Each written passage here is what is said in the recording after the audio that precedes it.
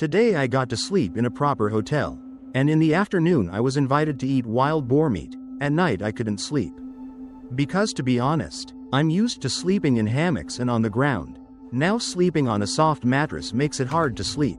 I was going to tell everyone the story of hunting wild animals in Laos. But suddenly remembered that today is Halloween, the holiday of those friends. So I'd like to tell a few small stories about me and my brothers. Please read to ease my boredom. The story of my two younger brothers.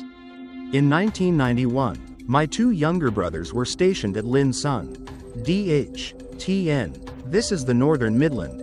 Once the two of them invited 3 other guys to climb the wall and hide out in the people to flirt with girls. They only returned to the unit at midnight. At that time, although the place was close to the people, it was still very deserted. When passing the suspension bridge, at the intersection, the whole group met a boy standing and crying. The whole group gathered around to ask the boy where his house was. Why he was standing there crying. He just said he got lost, and pointed forward, seeing that they were going in the same direction to the unit. The guys decided to take him back, thinking that when they got to a place with a house, they would give it to the people and ask them to help find his house. Maybe they would know, because the people here would know his house, and whose child he was.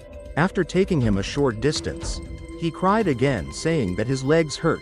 The guys had to take turns carrying him. At every house he came to he said, "No, my house is up there." We all told each other, well, he probably remembers the way home. Let's carry him all the way home for sure. Every house we went to, he shook his head and said he hadn't arrived yet. He was too tired, so we took turns, and it was my younger brother's turn to carry him. My younger brother recounted, the sky was dim and the moon was cold, but carrying him was so heavy that he was sweating. After a while I fell behind. The other guys were going ahead. I heard him breathing heavily on my back. I teased him, "I'm carrying you. I'm so tired I can't even breathe." "But why are you breathing so hard sitting on my back, kid?" He didn't say anything, until we passed a bamboo bush by the roadside.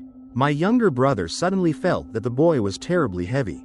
He intended to call the guys in front to carry him, but couldn't say anything because his throat felt like it was blocked. He asked the boy, "Why are you so heavy, kid?" Then heard a rustling sound behind him.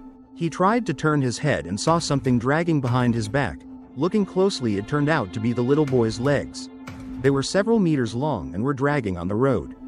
Extremely terrified, he quickly shook this little boy off but couldn't. Because when he bent down to his chest, he saw the little boy's arms wrapped around his neck 2 or 3 times. Soft, wet, slimy and like a snake. At this moment the little boy chuckled. Giggle all the way above his head and stuck his tongue out to lick his face. He fell to the ground and screamed so hard it only sounded like a dog with a muzzle tied. The other guys quickly turned around. Because Special Forces soldiers are very observant. The whole group was scared out of their wits when they saw the little boy with skinny arms and legs crawling into the bamboo bushes by the roadside while turning his neck out, grinning broadly. And the world record for sprinting was set. The whole group raced at full speed back to the unit. Straight to the main gate. Instead of climbing the wall in, and roared like a cow. No one had any blood on their faces.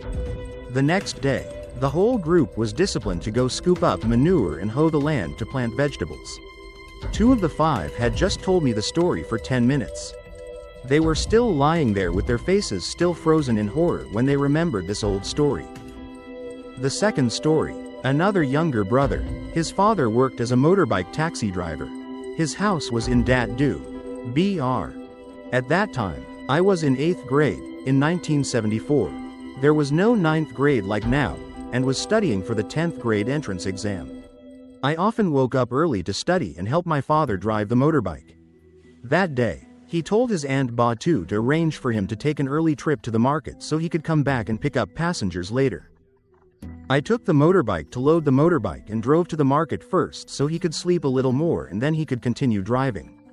I ignored him. On the way back from the market, I met a girl who wanted to hitchhike.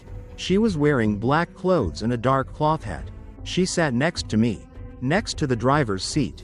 She also complimented me on how hardworking I was, driving the motorbike to help my father so early. After a while, 2 men waved at me. They looked like soldiers in green uniforms. They got on the motorbike and sat in the back seat. I asked, "Where are you 2 going?" 2 or 3 times I saw the 2 of them not replying. I looked through the mirror and saw one man with only half a face. The other was a blurry person. I was scared and said to her, Miss, look over there. That guy looks like he has something wrong with his face. Miss." I also couldn't hear her say anything. I heard a creaking sound. Turned to her. Oh my God, she doesn't have a head, only her neck making creaking sounds. So I screamed, heard a screech. The car veered across the edge of the rice field next to the road. I was thrown out, only a little scratched. The car wasn't damaged. Some people who went to the market early stopped to help me up. Ran back to call my dad. "Your son hit the car." My parents ran to the scene. Knew what I told them. My dad didn't say anything and took me home. I only came back to my senses when I got home. I heard my dad whisper to my mom, "Those people, that day Grandma didn't let them hitchhike." Grandma said, "Why did they look so strange?" "So strange," my mom said. "Maybe they're angry with me." After that, my little brother didn't dare to ride his motorbike early alone anymore. Story 3. Of my sniper grandfather. Lying here waiting for his wife to send him a new phone. Because his smartphone was dead after being in the rain. Now he's using a dumb phone so he can't get online. When I was in 7th grade. Because my house was deep inside. There was no middle or high school. So I had to go to the children's house, Grandpa's younger brother, to rent a room to go to school. One time, the whole family went to work and I was home. After school I slept on the floor drying the concrete and outside. The stilt house usually has a wooden floor outside. While sleeping I felt like something was biting my leg and stomach very painfully. I opened my eyes but didn't see anything. As soon as I closed my eyes I felt like someone put their hand on my face. Cold, squeezing very tightly, as if they wanted to cover my eyes and mouth, then strangle me. At that time it was very strong. So I struggled hard to get up. I clearly saw an old woman. Very old, probably 100 years old. All her hair was gone. Her teeth were gone. Her mouth was open and red. She was very tall. Bent down and pointed at my face and said, "Is that C's nephew? My grandfather's name is C. I killed your nephew. You dare to chase me away?" Then that woman reached out as if to snatch some pieces of paper stuck on her body. Crumpled them up and threw them at me. Strangely, it was just a piece of paper but I was in so much pain. I tried but couldn't scream. It took me a long time to get up. I immediately grabbed a banana knife to feed the pigs. Big and long, and slashed it. That woman bent over but it didn't cut. Nor did it bleed. I thought she was dead. This woman was a ghost. And I didn't know if I was awake or dreaming. I cut the knife into my hand. It hurt and bled. I knew she was awake. So I held the knife with both hands. And chopped from the top of her head down. She held her head and screamed but I was deaf. My ears were ringing. My eyes were dizzy. After a while I calmed down. I didn't see that woman anymore. I took the knife and ran down to the floor. Looked under the floor but there was no one. I thought that woman ran into the house. I took the knife and ran out to the street. Didn't go back into the house. Everyone who passed by asked why she was holding the knife and standing there here. I said wait for my grandpa. I don't know why I said that at that time. As if I had an appointment with my grandpa. Then half an hour later, my dad drove my grandpa by Minko to the house. My grandpa had to go into the house to do magic. Then magic around the house. The bites on his legs and stomach appeared like painful red lines. And on his body appeared red marks where the lady threw a piece of paper. It hurt like someone threw a rock at her. After that, I heard my dad say that the lady was dead. She had a chicken ghost and haunted the family that my grandpa came to pray for her. She was very strong so the priests couldn't do anything. They had to call my grandpa, while praying. The spirit flew out. The possessed lady sat up for a bit then suddenly hugged her stomach and pointed her head at my grandpa's face and said, "Your nephew slashed me," then screamed terribly. My grandpa quickly calmed her down and told my dad to drive her quickly to the children's house because I was there. After that incident, my chickens and pigs were fine at home. But when they left my land, they died, and so did the buffaloes. My grandfather had to go to the mountain to make offerings for 3 days. While making offerings, he fell over and bled from his nose and mouth. Later, he said he had caught that woman. My brothers took a bamboo tube, sealed it with a paper charm, and put it in a fire that burned from about 3 a.m. until the next day. Sometimes, I heard her screaming in the fire. Ellipsis. I don't know if this story is true or not. I only heard it from my younger brother. But I believe that my younger brother did not lie, because he is a very honest person by nature. The last story is my story. Once, I went on a business trip and stayed at a guest house on Kong Hwa Street, Tan Binh. That day, I had an appointment with a few other brothers, and they invited me to a restaurant in District 1 to eat. We hadn't seen each other for a long time, so we talked until very late.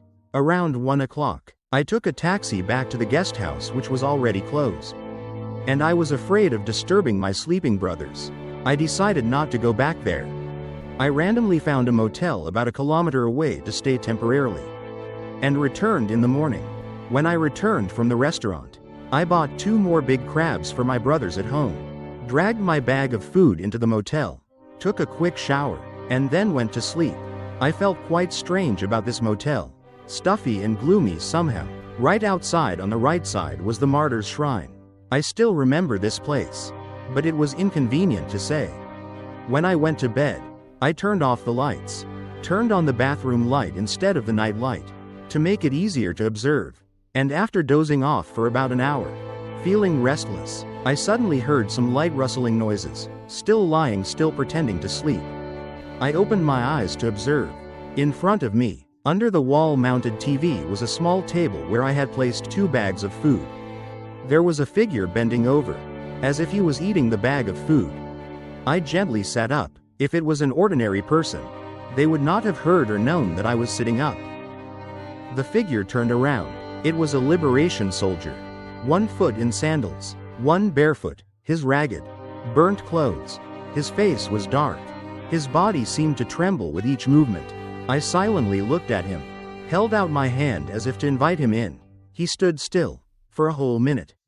When I leaned over to get a cigarette from my pocket and threw it next to the bed, in order to light a cigarette for him. When I turned back, he was no longer there.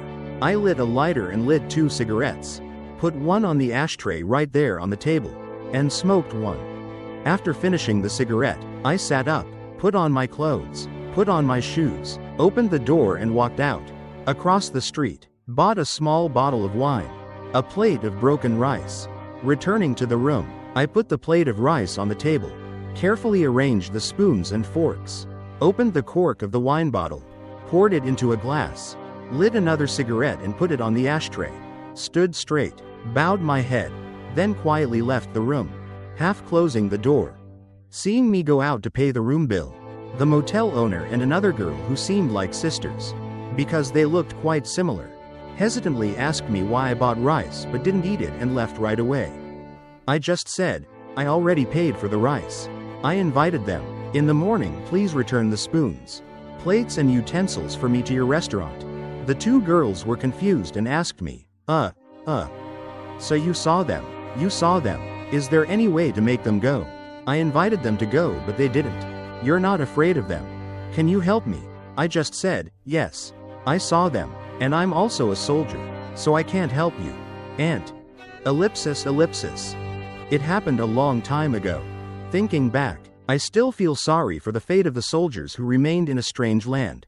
But it is still my fatherland.